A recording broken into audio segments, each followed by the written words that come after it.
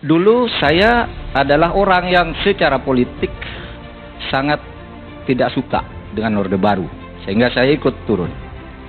Tetapi sesudah lama begini, ya, alasan-alasan dulu menjatuhkan Pak Harto itu KKN, misalnya.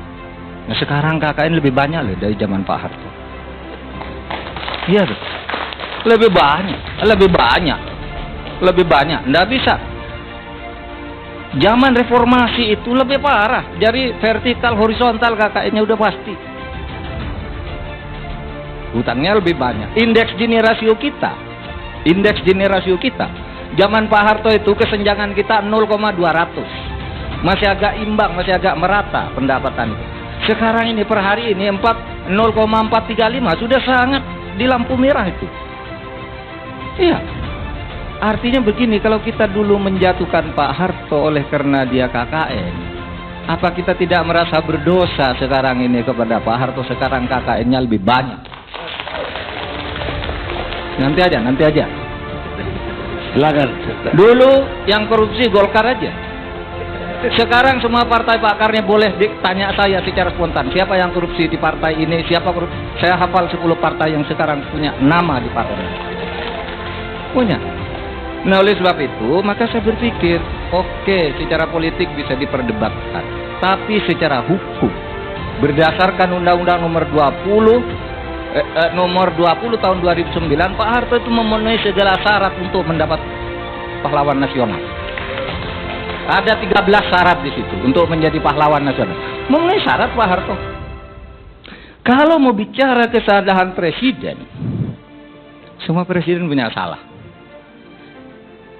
Mungkin banyak yang tidak tahu. Ketika Bung Karno mengeluarkan dekret, membubarkan DPR, membubarkan konstituante, Bung Hatta itu nulis buku Demokrasi Kita. Di situ Bung Hatta pun mengatakan Bung Karno itu kudeta. Bung Karno kudeta. Artinya kalau ada orang bilang Pak Harto kudeta, sebelumnya pun sama, sebelumnya pun lagi sama. Begini.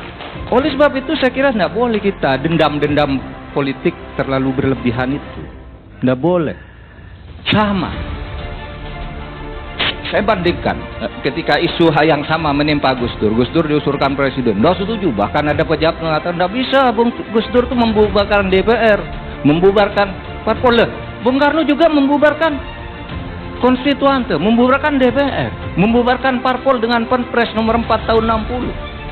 Yang ketika dilawan gitu dikatakan, loh, lalu diminta fatwa ke Ketua Mahkamah Agung, benar enggak Perpres saya? Ketua Mahkamah Agungnya takut, benar, bubar dia masuk.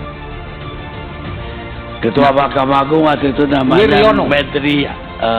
Menteri Ketua Mahkamah Agung. Menteri Ketua Mahkamah Agung. Wiryono Projodikoro. Dia menyatakan Perpres Bung Karno ini sah konstitusional, Masumi PSI harus bubar. Tetapi begitu Bung Karno jatuh tahun 66 bulan Februari, adalah Wiryono yang membuat petisi bahwa Bung Karno melakukan pelanggaran konstitusi karena membubarkan Masumi dan PSI. Wiryono yang buat petisi itu. Padahal dia dulu yang membuat konsep pembubarannya oleh Bung Karno. Itu artinya apa? Itu soal politik situasional aja. Sehingga bagi saya, kalau kita mau, susah sih. Saya agak kurang sependapat dengan Bung Refli. Ini tidak ada ukurannya nih. Pahlawan di bidang apa, pahlawan di bidang apa, pahlawan di bidang apa gitu. Sudah ada ukurannya di undang-undang. Dan Kementerian Sosial saya kira sudah memproses secara hukum sudah benar. Tapi secara politik belum. Sudah ada ukurannya.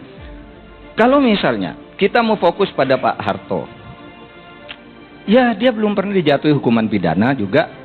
Bung Karno juga belum pernah diadili, belum pernah dia jatuhi hukuman pidana. Kemudian malah sekarang itu orang mulai kampanye rindu ya zaman Pak Harto gitu. Saya tidak rindu sama sekali. Tapi sekarang kan sudah dikampanyekan.